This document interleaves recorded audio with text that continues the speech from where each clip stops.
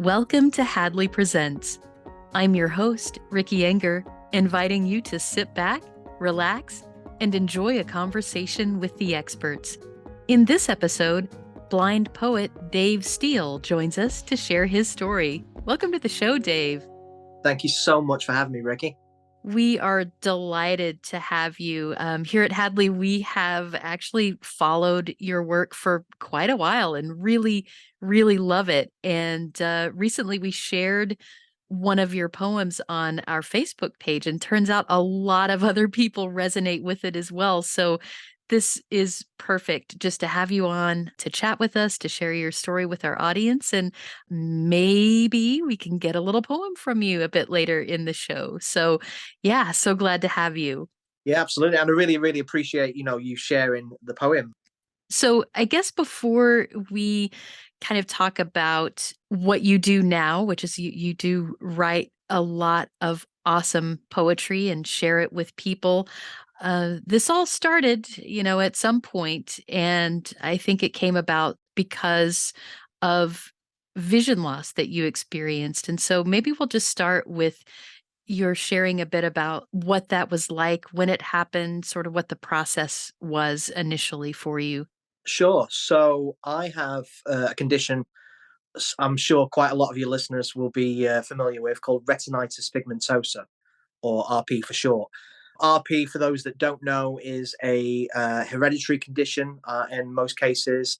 It is actually a name for a collection of different eye diseases that kind of deteriorate in a very similar way.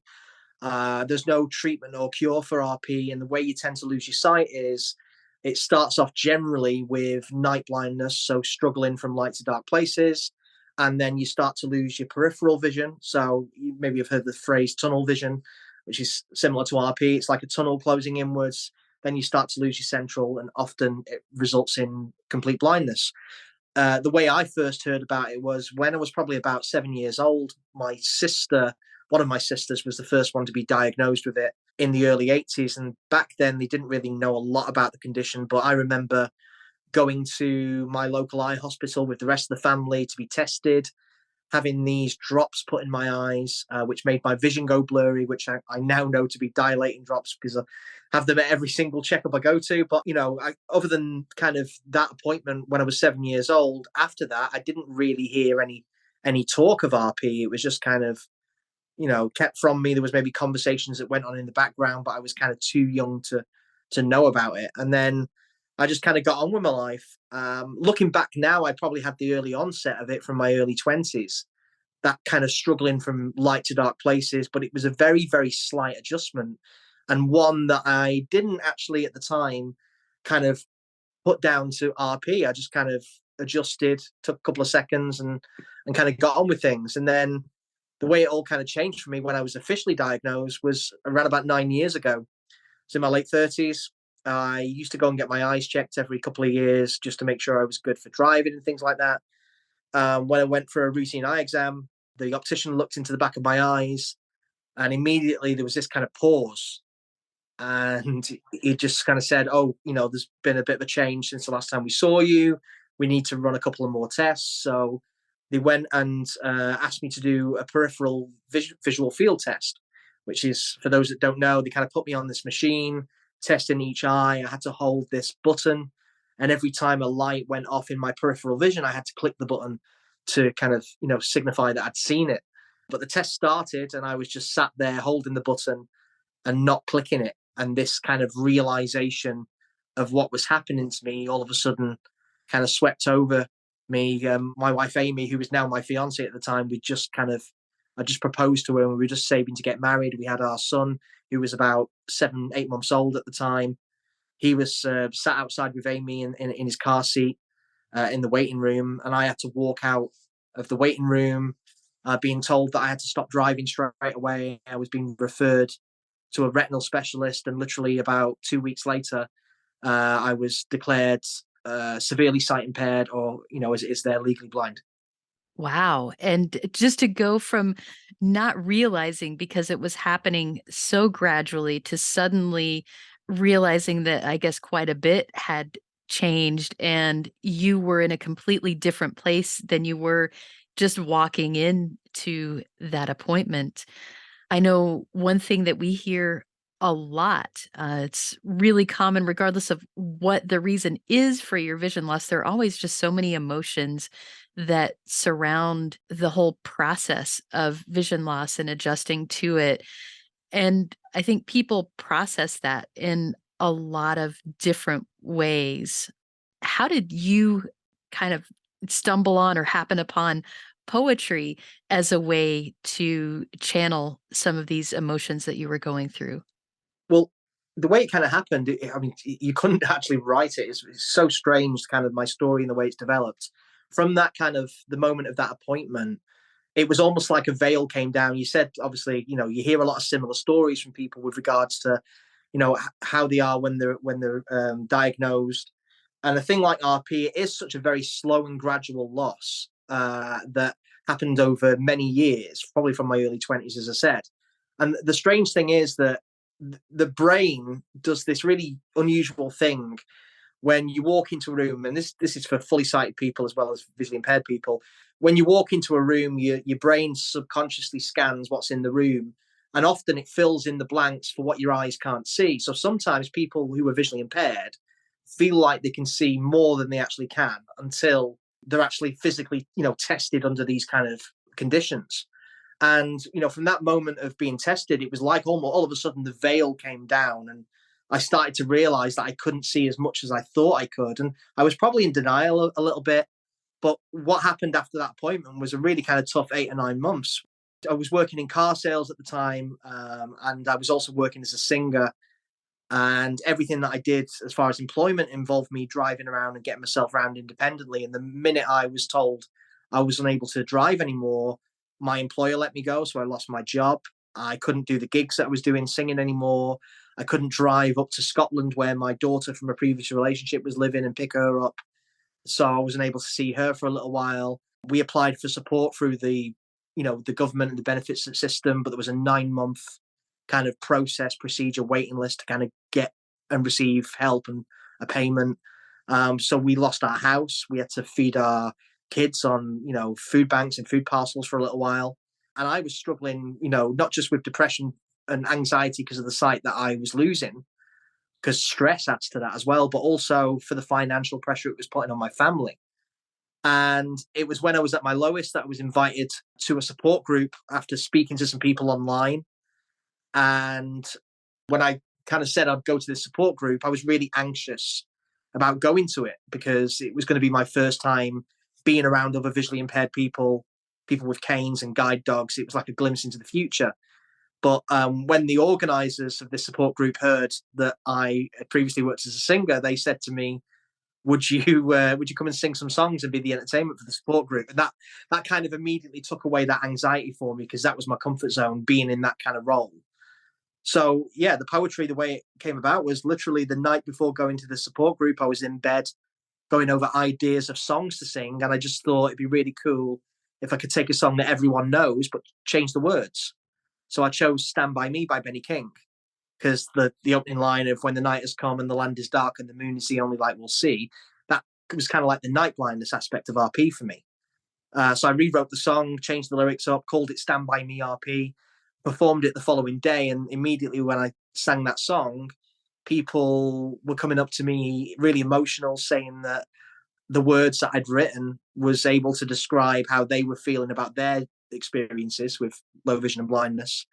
And it was really helping them. And that kind of was the first time since my diagnosis that I felt like, oh, okay, this is something that I could do now. This is something that I could, have a place in the world for and be of value because from that moment of diagnosis, I went through that whole thing of, loss of confidence, loss of independence, loss of pride, loss of purpose. But, hearing the response to that song from people kind of triggered something in me, and I got my purpose back, and that was where I started to write every day, sharing the good and bad experience of everything that we were going through. Because music and poetry, it's the same thing to me. It's song lyrics, and it has that ability to impact people and make people feel something more than just kind of speaking about it could ever do.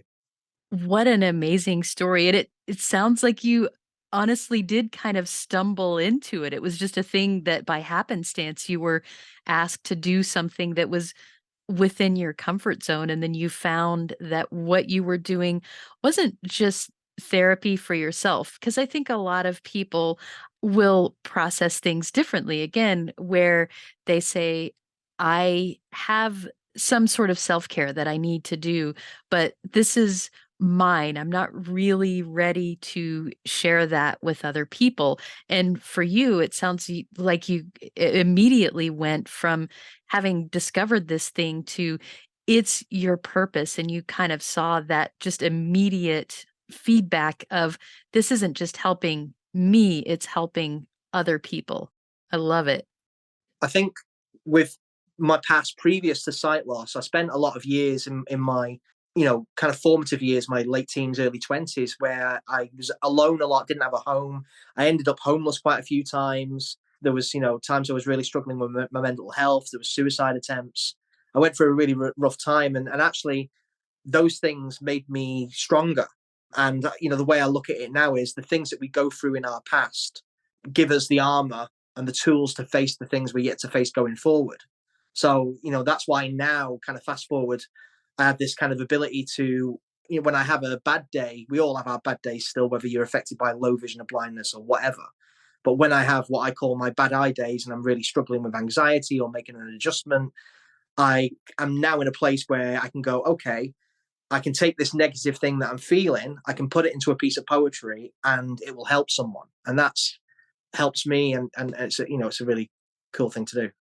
Yeah, absolutely. I know that vision loss is never you go through something and then it's done. You're at the end of it, you've processed it. It can be you have a day where you feel on top of the world, and then you have one of those days where it just feels like everything is too much. And so, um, drawing on that strength of I've gone through tough times before, I can do this again. Is that the thing that you think has really helped you on this journey? Is there anything else that you could point to where on your bad days you say, this particular thing will help me get through it, and I know it's going to be better tomorrow or the next day?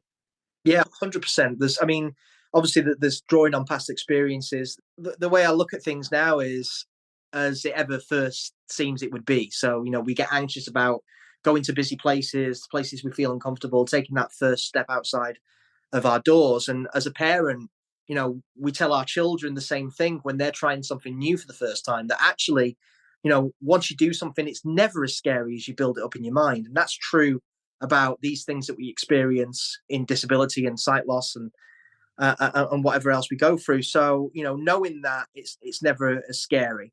And also, most of the times we really struggle, actually, it's down to us being frustrated and being hard on ourselves. And actually, I tell people, just remember that these things that you're feeling are actually perfectly normal and perfectly natural. Don't be too hard on yourself. Don't beat yourself up.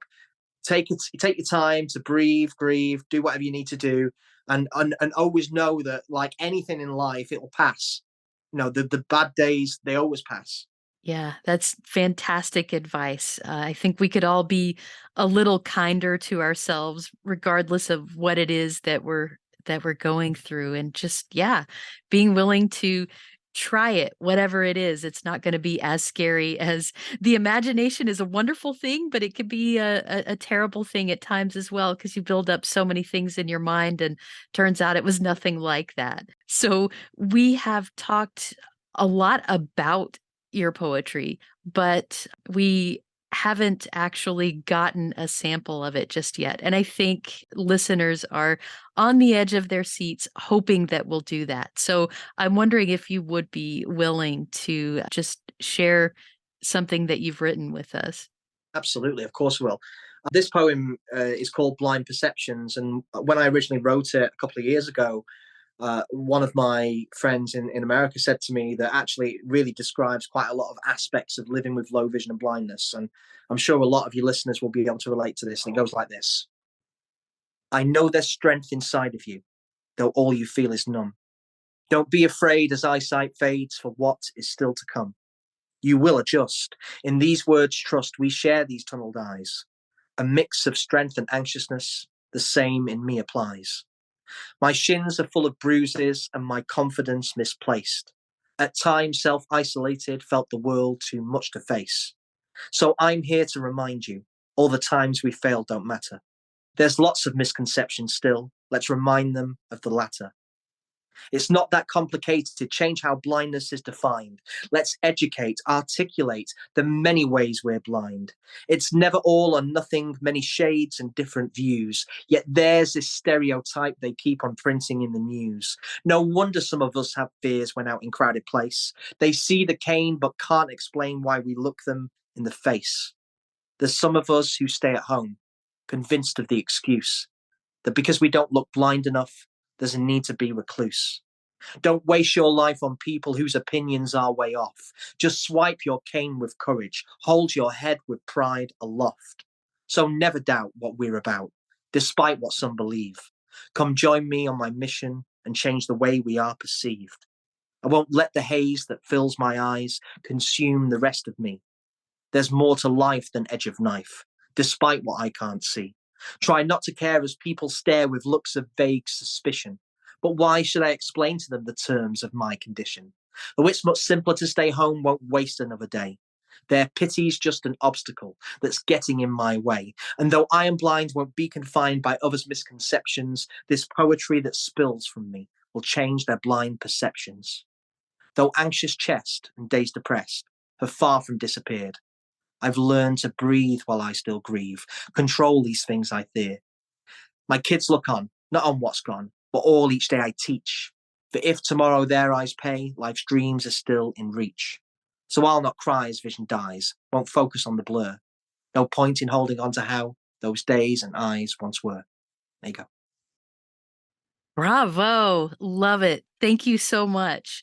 And something tells me there's plenty more where that came from. So, for people who want to find out what you're doing, what's going on in your world, and of course, get access to the poems that you choose to share, where can they do that? So I'm in a really fortunate position now where literally if you type in the blind poet onto Google, all this stuff will come up. But the blind poet Dave Steele on all social media, Instagram, Facebook, and the likes of. Also, my website is theblindpoet.net. But with regards to literature, I've released 4 books now, and counting, more to come. 3 which were named after that song "Stand By Me RP," volumes 1, 2, and 3, which are just collections of poetry going right from the start of my diagnosis all the way through. And the latest one that came out just last year was my first children's book, which is called Austin's Amazing Adventures, which is a book based on my son, Austin. In the book, he's a young visually impaired boy with his best friend, his guide dog, and it's about helping children with disabilities be better understood and breaking down those needless social barriers. And it's, short poetic stories. And yeah, so really, really proud of all those. But yeah, check me out and send me a message anytime. Fantastic. And we'll have all that information in the show notes so you all can check it out as well. Dave, I so appreciate your stopping by, sharing your story, your poetry with us. It is so much appreciated, and I've really enjoyed it. Thank you. Oh, my absolute pleasure. Thanks for having me. Got something to say?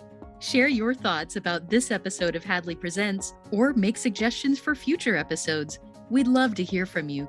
Send us an email at podcast@hadley.edu. That's podcast@hadley.edu. Or leave us a message at 847-784-2870. Thanks for listening.